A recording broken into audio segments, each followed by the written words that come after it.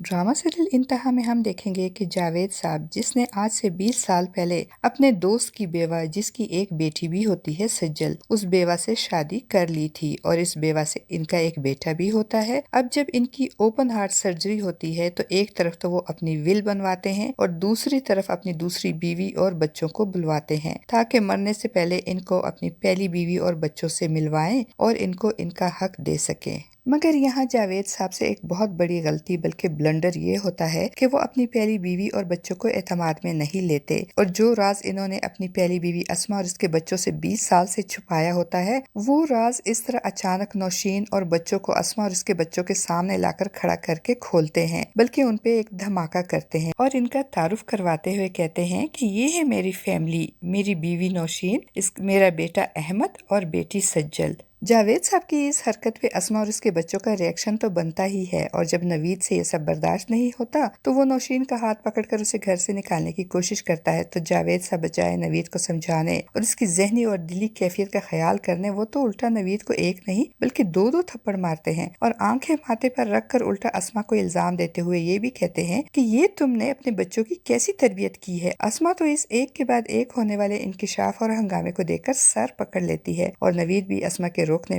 के बावजूद गुस्से से भरा हुआ घर से बाहर चला जाता है। ड्रामे के आने वाले एपिसोड में अब हम देखेंगे कि नवीद का गुस्सा जैसे ही ठंडा होगा वो घर वापस आ जाएगा और अगले दिन अपने भाई असद से कहेगा कि बाबा ने ये बहुत बुरा किया है, तुमको अंदाजा नहीं कि ये कितना बड़ा स्कैंडल है। अगर ये बात घर से बाहर निकली तो हमारे खानदान के साथ साथ हमारा बिजनेस भी तबाह बर्बाद हो जाएगा, हम किसी को मुंह दिखाने के काबिल नहीं रहेंगे, इसलिए बाबा को इन लोगों को वापस भेजना ही पड़ेगा। नवीद और असद दोनों ये बात अपनी माँ अस्मा से भी करते हैं और अस्मा भी इनकी बात से इत्तेफाक करेगी और जावेद साहब से कहेगी कि आपको इन 3 लोगों को पहली फ्लाइट में वापस भेजना पड़ेगा। मगर जावेद साहब इस बात पे राजी नहीं होंगे बल्कि उल्टा अस्मा से बहस करेंगे और कहेंगे कि ये मुमकिन नहीं है, इन लोगों को सहारे की जरूरत है और मैं ये चाहता हूँ कि मेरे बाद तुम इन लोगों का ख्याल रखो, इनका सहारा बनो। अस्मा तो ये बात सुनकर हैरान परेशान रह जाएगी और दूसरी तरफ अहमद यहाँ आकर बहुत खुश होगा, वो सारे घर में दनदनाता फिरेगा, घर में घूमते फिरते इसके अनम से टकराव हो जाएगा जिसपे अनम को भी बहुत गुस्सा आएगा और वो अहमद को थप्पड़ मारने लगेगी तो सज्जल वहाँ आ जाएगी और अनम का हाथ पकड़कर मरोड़ेगी और कहेगी तुम्हारी इतनी हिम्मत कि तुम मेरे भाई पे हाथ उठाओ, ये घर जितना तुम्हारा है इतना हमारा भी है। सज्जल की इस हरकत पे अनम को बहुत गुस्सा आएगा